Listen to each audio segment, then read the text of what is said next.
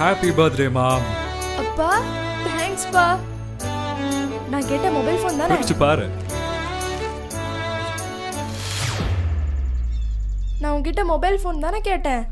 அதாம்மா இது. எது? இது மொபைல் ஃபோனா?